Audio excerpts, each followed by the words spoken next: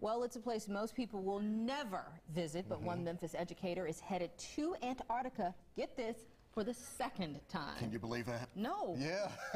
Alex Eilers will leave soon on a polar trek adventure to the coldest continent on Earth. And Alex is the manager of education at the Pink Palace. Alex, welcome back. Glad to have you here. Thank you so much. So you're gonna leave us again? Right, I can't get enough of that ice.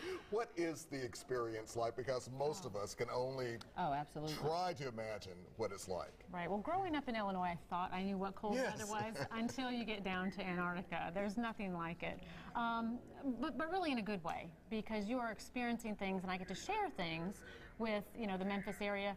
Where, like you said, people would never experience that.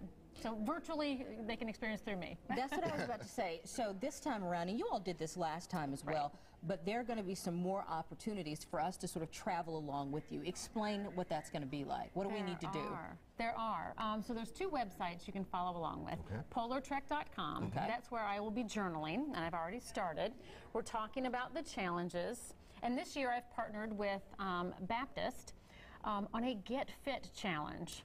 So wearing those boots, I know you lifted those last time. I love those boots. I love those boots over there. They're about 3 pounds, so my legs were extremely tired at the end of the day. So why do they need to weigh so much? Well, the insulation on the bottom of them is actually quite heavy. Okay, so that's what's making them, that's why they weigh so much. Right. So the point is for you to get fit. It's almost like when people are joining the military or getting ready to, I mean, they're wearing certain things. You're doing the same thing essentially. So you want us to get fit. Absolutely. With you. So we've plotted a point from the Pink Palace to the lab at McMurdo Station. And for every minute you exercise or minute you study about science, you get a mile along that journey. I like that, And Alex. at each 60 miles or minutes, you unlock a little waypoint. And I've snuck a waypoint here.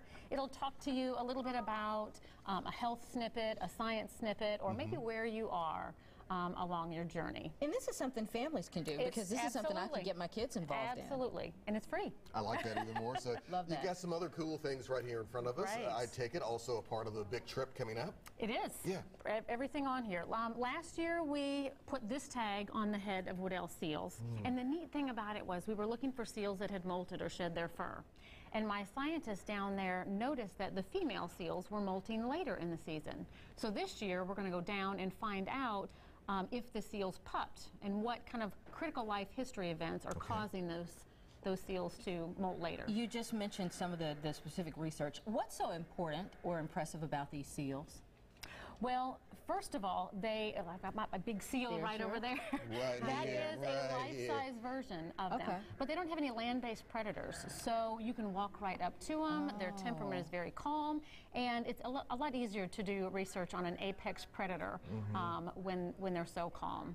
Wow. And what else can we learn from a trip like this and learn through you? Oh, we can learn what the seals are eating, and because of that, what may be in the ocean. Last time we learned about the temperature of the ocean and the salinity of the ocean. They're actually trying to identify a pregnancy test, or try and make a pregnancy test, because rather than taking the equipment down there, if they do some sort of sampling, they can do that without taking all this equipment down there that has batteries and it gets cold and doesn't work in that frigid weather. Okay. Makes sense. Hopefully you'll be sending us postcards like you did the last time. I was so honored to have gotten one from you the last trip. Our goal is 10,000 this year. That's a lot. 10,000. So get your postcards to the Pink Palace Museum before September 10th, and I will take them to the ice. Thank you so much, We'll also be posting links to how you can keep up with Alex. Great. Right here in WREG Live at 9.